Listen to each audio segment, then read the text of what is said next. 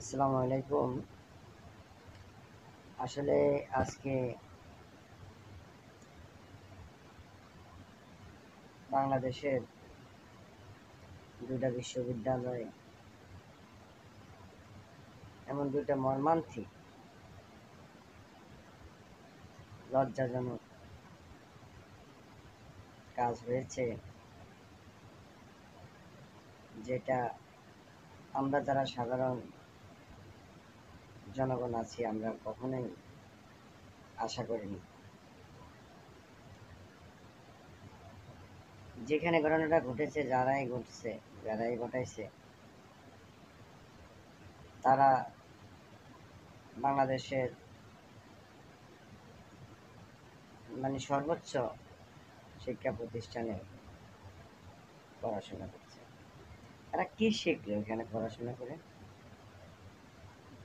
তোফাজ্জল হোসেন নামে যে ছেলেটাকে আজকে আপনারা এত নির্মমভাবে পিটিয়ে মেরে ফেললেন, এর পিছনে নিশ্চয় কোনো কারণ তো আছে। মোবাইল চুরির অপবাদ দিয়ে একটা লোককে এইভাবে মারা যায় না। হ্যাঁ, অবশ্যই এটা বের হবে, যেহেতু 3-4 জন ধরা খেয়েছেন,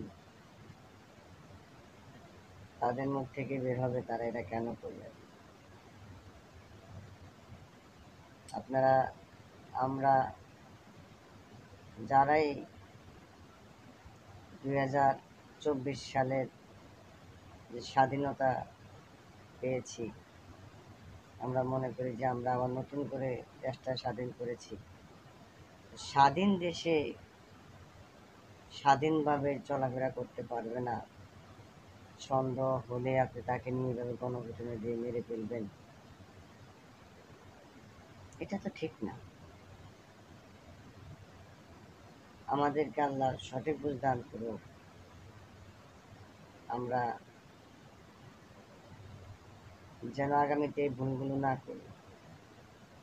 আর প্রশাসনের কাছে আমার না, শুধু আমাদের বাংলাদেশের সকল মানুষের অনুরোধ থাকবে যে কঠিনতম কঠিন শাস্তির ব্যবস্থা করা হোক এদের, যেন ভবিষ্যতে এরকম কাজ করতে আজকের এই শাস্তির কথা তারা মনে করে। সবাই ভালো থাকবেন, সবাই সবার জন্য দোয়া করবেন। আল্লাহ যেন আমাদের দেশটাকে সুন্দরভাবে পরিচালনা করতে পারে, যারা দায়িত্বে আছে তারা, তাদের জন্য দোয়া করবেন। আসসালামু আলাইকুম ওয়া রাহমাতুল্লাহ।